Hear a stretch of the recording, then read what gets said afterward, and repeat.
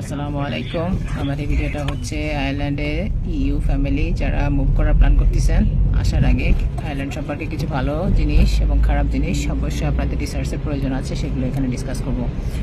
ভালো সাইটের ভিতরে হচ্ছে আপনারা এখানে উইদাউট রেস্ট্রিকশন, ভিসা লাগবে না, আপনারা এখানে আসতে পারবেন, কাজ করতে পারবেন, স্টাডি করতে পারবেন। আর চিলড্রেনদের জন্য পাবলিক স্কুলগুলো ফ্রি অ্যাক্সেস করতে পারবেন। সেকেন্ড হচ্ছে আয়ারল্যান্ড আছে ইংলিশ স্পিকিং কান্ট্রি। থার্ড হচ্ছে আয়ারল্যান্ড সেফ কান্ট্রি। আর আদার যে সমস্ত opportunity mostly all European country আপনারা সেম অ্যাক্সেস করতে পারবেন, যেগুলো আপনাদের এখানে রেসিডেন্সি প্রুভ করতে হবে। তারপর বাচ্চারা স্কুলে গেলে অটোমেটিকলি ওগুলো অ্যাক্সেস করতে পারবেন।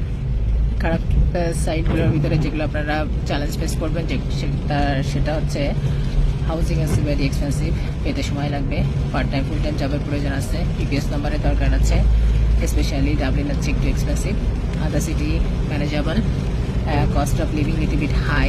তো যারা হাই স্কিলে জব করেন তাদের জন্য কোনো সমস্যা নাই। ওয়েদার দেখতে পাচ্ছেন আমার স্ক্রিনে, এভরি 10 মিনিটস চেঞ্জ হবে। সো এটার মাইন্ডসেট আপনাদের তৈরি করতে হবে। হেলথ কেয়ার অলসো সেম, আপনাদের হয়তো ওয়েটিং করতে হতে পারে লং টাইম, যেহেতু আপনাদের মেডিকেল কার্ড এবং জিবি ভিজিট কার্ড যদি এলিজেবল হন অ্যাক্সেস করতে সময় লাগবে। ট্যাক্স মডারেট, ট্যাক্স আছে সোশ্যাল লাইফ।